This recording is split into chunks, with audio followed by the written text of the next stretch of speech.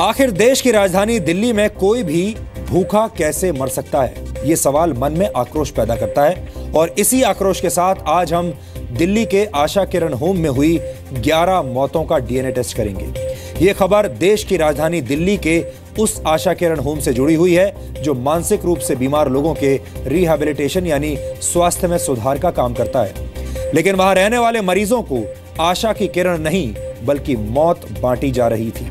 आपको ये जानकर बहुत गुस्सा आएगा कि पिछले 2 महीनों में दिल्ली के रोहिणी में बने आशा किरण होम में 11 लोगों की मौत हो चुकी है। और इन लोगों की मौत किसी बीमारी की वजह से नहीं बल्कि भूखमरी की वजह से हुई है। ये किसी को भी झकझोर कर रख देने वाली खबर है। इस खबर का सबसे बड़ा खलनायक हमारा वो सिस्टम है जो मानसिक रूप से बीमार लोगों को जिंदगी की गारंटी तक नहीं दे पाता। मानसिक रूप से बीमार लोगों या बच्चों को सबसे ज्यादा देखभाल की जरूरत होती है, लेकिन दिल्ली सरकार के आशा किरण होम में मरीजों की देखभाल करने की बजाय उन्हें भूखा रखा जाता है। दिसंबर 2016 से लेकर जनवरी 2017 के बीच दिल्ली के इस आशा किरण होम में 11 लोगों की मौत हुई। इनमें 17 साल के युवाओं से लेकर 41 साल तक की महिला और पुरुष शामिल थे। ये सभी लोग मानसिक रूप से बीमार थे और आशा किरण होम में रहते थे। आशा किरण होम दिल्ली सरकार के समाज कल्याण मंत्रालय द्वारा संचालित किया जाता है, लेकिन इस मामले में आगे जो खुलासा हुआ है वो और भी चौंकाने वाला है।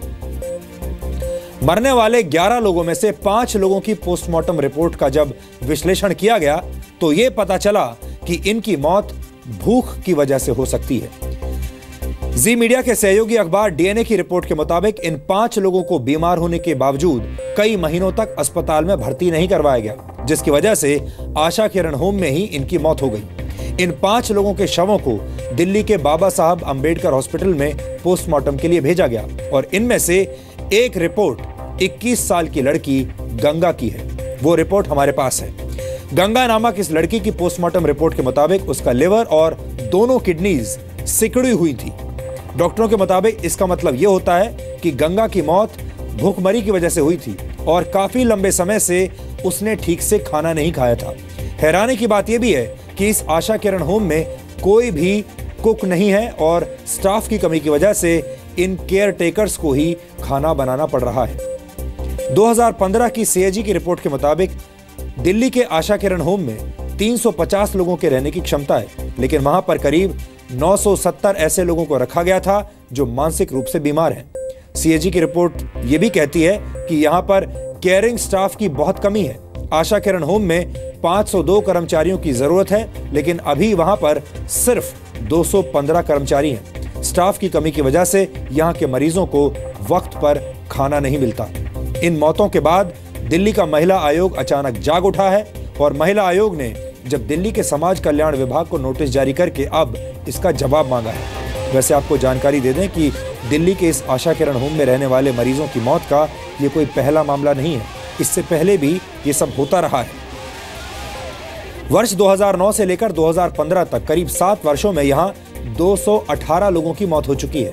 यानी जो लोग बेसहारा हैं, बीमार हैं और अपनी आवाज भी ठीक से उठा नहीं सकते, उन्हें बचाने की बजाय हमारा सिस्टम उन्हें मार रहा है, उनकी जान ले रहा है। ये बहुत दर्दनाक है। इससे बड़ा कोई अपराध नहीं हो सकता। आमतौर पर हमारे देश में जब कोई आतंकवादी हमला होता है तो बहुत बड़े पैमाने पर विरोध प्रदर्शन होते हैं, सरकार पर सवाल उठाए जाते हैं, सिस्टम के खिलाफ आवाज उठाई जाती है, कैंडल मार्च निकाले जाते हैं। लेकिन जब भूख से किसी की मौत होती है तो कोई प्रदर्शन नहीं होता। आशा किरण होम में हुई ये घटना किसी आतंकवादी हमले से भी बड़ी त्रासदी है और इसीलिए आज आपको इस घटना को नजरअंदाज नहीं करना चाहिए। आज का दिन सिस्टम के प्रति आक्रोश प्रकट करने का दिन है।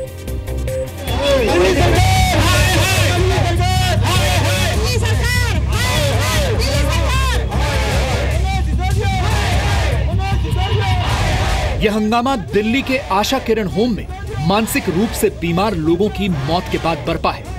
इस पूरे मामले का खुलासा तब हुआ जब दिल्ली महिला आयोग की अध्यक्ष स्वाति मालीवाल ने एक दिन यहां अचानक औचक निरीक्षण किया। स्वाति मालीवाल को दिल्ली के रोहिणी स्थित आशा किरण होम में नर्क से भी बदतर हालात मिले। बिल्कुल चौंका देने वाली स्थिति थी वहाँ पर। एक तरीके से नर्क बना रखा है उस घर को।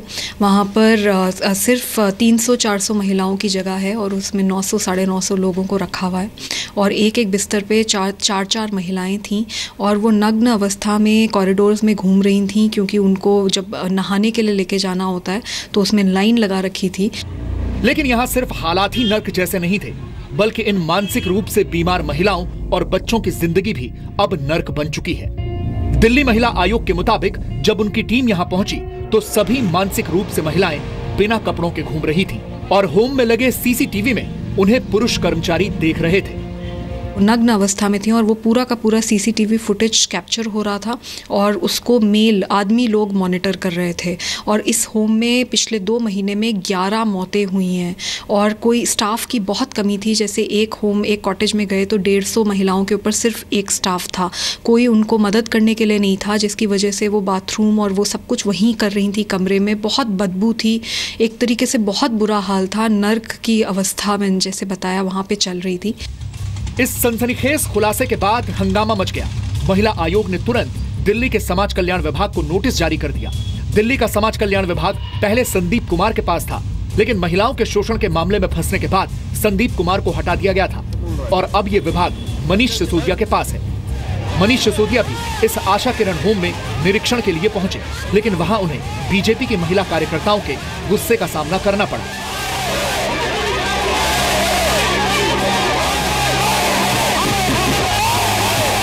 स्कूल बनवाए, 2-2 साल से स्कूल बन के तैयार है, उद्घाटन नहीं हुए। कॉलेज बन के तैयार है, उद्घाटन नहीं हुए। दिल्ली की तमाम मुख्य सड़कें जो इनके पास है उनमें गड्ढे हैं। मैं रोज सड़कों पर घूमता हूँ, आप देखिए ना कितनी गंभीरता है इनके। एक एक विभाग के अंदर खामियां, एक एक विभाग के अंदर खामियां। मनीष सिसोदिया ने भी खुद माना है कि आशा किरण होम में कई कमियां हैं।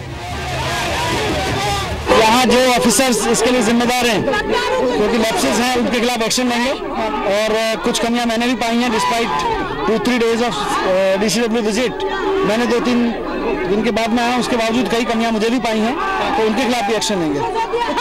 ऐसे हैं जिनके खिलाफ आप एक्शन लेने की तैयारी? अभी मैं अकाउंटेबिलिटी कमी है, संसाधनों की भी कमी है, लोगों की भी यहाँ कमी है, लेकिन उसके बावजूद जब हम मेंटली रिटार्डेड लोगों को यहाँ रख रहे हैं तो उनके प्रति इंसेंसिटिव नहीं हो सकते हैं। 500 लोगों की कैपेसिटी है, 1000 लोग यहाँ रह रहे हैं, उस पर क्या कहेंगे? अब देखिए, कोर्ट की तरफ से जैसे जैसे लोग ज्यादा आ जाते हैं तो वो अकोमोडेट तो करने पड़ेंगे। हम कोर्ट को तो नहीं कह सकते ना कि हम यहाँ अकोमोडेट नहीं करेंगे, लेकिन और कैपेसिटी बढ़ाएंगे। हालांकि अब इस संवेदनशील मामले पर राजनीति भी शुरू हो गई है और दिल्ली बीजेपी अध्यक्ष मनोज तिवारी ने दिल्ली सरकार पर कई गंभीर आरोप लगाए हैं। 8 दिसंबर 2016 को सुप्रीम कोर्ट ने ये इनको आदेश दिया कि आशा किरण जो संस्था है जहां 11 बच्चे मरे हैं, उन पे अलग से गवर्निंग काउंसिल बनाओ। और सुप्रीम कोर्ट ने, चीफ जस्टिस ठाकुर साहब ने, उन्होंने ये आदेश दिया है 8 दिसंबर 2016 को कि इसको यथाशीघ्र विदिन 2 वीक्स आप ये गवर्निंग काउंसिल बनाइए और उसके हवाले आशा किरण को करिए, क्योंकि दिल्ली सरकार पे भरोसा नहीं है। और आज 2 महीना हो गया, इन्होंने सुप्रीम कोर्ट के आदेश के बावजूद जिस व्यक्ति को नाम से डिप्यूट किया है सुप्रीम कोर्ट ने, न उसको लगाया, न गवर्निंग काउंसिल बनाई, और इसी 2 महीने में 11 लोग मौत के मुंह में समा गए। सोशल वेलफेयर सेक्रेटरी को भी मैंने अवगत करवाया और बार बार रिक्वेस्ट की, लिखित में रिक्वेस्ट की और मौखिक रिक्वेस्ट की कि सुप्रीम कोर्ट की जजमेंट को लाइटली ना लिया जाए, उसको तुरंत इम्प्लीमेंट किया जाए और गवर्निंग काउंसिल को बनाया जाए। ठंड बहुत हो रहा है और मैंने यहाँ तक शब्दों यूज़ किया कि हमको इजाज़त दें वहाँ पे जाने के लिए, और वहाँ के जो ग्रेवयार्ड लाइक सिचुएशन है, शमशान घाट की तरह, उससे आशा किरण को कैसे मैं बाहर लेके आ सकती हूँ, उस काम को करने के लिए मुझे परमिशन दिया जाए। तब मैंने लेफ्टिनेंट गवर्नर साहब को लिखा 4 जनवरी को। उनके ऑफिस से इमीडिएटली 14 जनवरी के मेरे पास एक रिग्रेट लेटर आ गए कि इस विषय में बात करने का समय नहीं है। हम भी मानसिक रूप से बीमार इस सुधार गृह के हालात जानने के लिए पहुंचे, लेकिन हमें अंदर जाने से मना कर दिया गया। यहाँ पर सिर्फ 350 मरीजों को रखने की जगह है, लेकिन 900 के करीब मरीज यहाँ पर रखे गए हैं। साफ सफाई का बुरा हाल है। एक जो पॉइंट स्वाति मालीवाल ने अपनी रिपोर्ट में उठाया था, वो उन्होंने ये कहा था कि यहाँ पे कई मरीज जो है निर्वस्त्र घूमते हुए देखे गए। हमें इस आशा किरण होम में काम करने वाले कुछ कर्मचारी भी मिले जिनकी अपनी मजबूरियां हैं। हमारे पास 81 है। कोई कितने लोग देखते हैं आप लोग? 81 हैं, 3 बंदे होते हैं शिफ्टों में 3 शिफ्ट होती हैं। एक शिफ्ट में 3 भी होते हैं, 4 भी होते हैं, कई बार कोई छुट्टी चला गया तो 2 भी हो जाते हैं। हम हर काम, बच्चों को खिलाना, नहलाना, कपड़े पहनाना, 50 मतलब जो घर में होता है एक अपंग बच्चे के साथ होगा वो क्या करना हो। कई बार हम कम होते हैं, हमारे से नहीं संभलते, हमारा गला दबा दें हैं, एक स्टाफ भी होता है कई बार, तो बड़ा मुश्किल होता है। बच्चे वायलेंट हो जाएं तो भी 81 बच्चों में एक बच्चे को संभाल लेंगे तो 15 इतना वायलेंट हो जाते हैं। कोई खिड़की तोड़ रहा है, कोई दरवाजे पीट रहा है। तो अपने बच्चे से ज़्यादा केयर करते हैं इन बच्चों की हम, फिर भी यह हाल हो रहा है हमारे साथ। ना सैलरी टाइम से मिलती है, ना कुछ मिलता है। 4 महीना हो गए, 5वां महीना लग रही है, सैलरी नहीं मिली है। नहीं मिली है। अब यह भी खुलासा हुआ है कि मानसिक रूप से बीमार इन लोगों की मौत भूख की वजह से भी हो सकती है। मरने वाले लोगों की पोस्टमार्टम रिपोर्ट में ऐसे संकेत मिले हैं। अनहाइजेनिक कंडीशंस हैं, उसमें इन्फेक्शन कोई भी लग सकता है। वो इन्फेक्शन बड़े डेडली हो जाते हैं जब ये प्रॉपर अगर केयर न की जाए। बहुत से रेजिस्टेंट बैक्टीरिया हैं, अगर वो इन्फेक्शन में आ जाए तो इतने रेजिस्टेंट हैं उनके लिए मेडिसिन भी नहीं है। आमतौर पर अनहाइजीनिक कंडीशंस में अगर इस तरह लोग रहेंगे तो जानलेवा साबित होती ही हैं। तो कंडीशन दिख रही है पोस्टमार्टम की, उससे तो ये लगता है कि ये नॉर्मल डेथ तो नहीं है। सिर्फ आशा किरण होम में ही नर्क जैसे हालात नहीं हैं, बल्कि एक और मानसिक सुधार गृह आशा ज्योति में भी ऐसी ही स्थिति है। दिल्ली महिला आयोग की अध्यक्ष स्वाति मालीवाल ने दिल्ली के ही आशा ज्योति होम का औचक निरीक्षण किया और इसके बाद इन्होंने अपनी एक रिपोर्ट सामाजिक कल्याण विभाग को भेजी है। जो सवालात उन्होंने अपनी रिपोर्ट में उठाए हैं उसके मुताबिक आशा ज्योति होम में महिलाओं से खाना बनवाया जाता है। साथ ही साथ उन्होंने ये कहा है कि यहाँ पर साफ़ सफाई का इंतज़ाम नहीं है यहाँ पर। इसके अलावा रिपोर्ट जो उन्होंने सबमिट की है उसमें ये भी कहा है कि महिलाओं के लिए कोई रिक्रिएशनल एक्टिविटी यहाँ पर नहीं है, पानी की बहुत कमी है यहाँ। इस बारे में अब 15 फरवरी तक दिल्ली सरकार के सामाजिक कल्याण विभाग से इस बारे में नोटिस जारी करके उनसे जवाब मांगा है दिल्ली महिला आयोग ने। इन मानसिक सुधार गृहों में मौत का ये कोई पहला मामला नहीं है। इससे पहले भी कई लोग बेमौत मारे जा चुके हैं, लेकिन जब देश की राजधानी में सरकार द्वारा चलाए जा रहे एक संस्थान में ऐसे हालात हैं तो फिर बाकी हिस्सों के बारे में सोचा जा सकता है। सवाल यह है कि ऐसे में भारत कैसे सुपर पावर बनेगा। दिल्ली से यशोशिका के साथ अश्विनी गुप्ता, जी मीडिया, दिल्ली। दिल्ली के इस आशा किरण होम पर 2015 में आई CAG की रिपोर्ट में और भी कई खुलासे हुए थे। इस रिपोर्ट में यह बात सामने आई थी कि वर्ष 2013 और 14 में मानसिक रूप से बीमार 949 से भी ज्यादा लोगों के लिए सिर्फ एक एम्बुलेंस उपलब्ध थी और उस वक्त इनमें से 469 लोग गंभीर रूप से बीमार थे। 2012 में national commission for protection of child rights ने भी दिल्ली के आशा किरण कॉम्प्लेक्स का दौरा किया था और यह रिपोर्ट दी थी कि यहां रहने वाले बच्चों को कई तरह की बीमारियां हैं। NCPCR ने अपनी रिपोर्ट में यह भी कहा था कि आशा किरण होम में रहने वाले मानसिक रूप से बीमार बच्चे कुपोषित हैं, यानी उन्हें ठीक से खाना नहीं मिलता। इससे पहले 2010 में दिल्ली सरकार की कमेटी ने आशा किरण होम में रहने वाले लोगों की संख्या को कम करने की भी सलाह दी थी।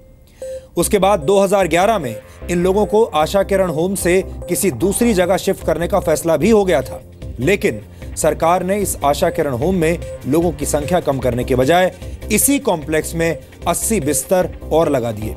हालांकि 2013 में 186 मरीजों को दूसरी जगहों पर शिफ्ट किया गया था, लेकिन बीमार होने की वजह से बाद में इनमें से 26 को वापस यहीं भेज दिया गया। यानी मानसिक रूप से बीमार इन लोगों के साथ दिल्ली की सरकार बहुत पहले से ही लापरवाही का खेल खेल रही है। कई कमिटीज दिल्ली सरकार को अपने सुझाव भी दे चुकी हैं, लेकिन सरकारों ने कभी भी इन बीमार लोगों की समस्याओं को गंभीरता से नहीं लिया। हमारे देश में जान सबसे सस्ती है, जान की कोई कीमत नहीं। अगर हम अपने देश के लोगों की जान की परवाह करते तो शायद इन मानसिक रोगियों को बचाया जा सकता था। हमें बड़ा दुख है कि पिछले कई वर्षों से आशा किरण होम में लगातार मानसिक रोगियों की मौत हो रही है, लेकिन हमारी सरकारें इन मौतों को लेकर कभी भी गंभीर नहीं दिखती।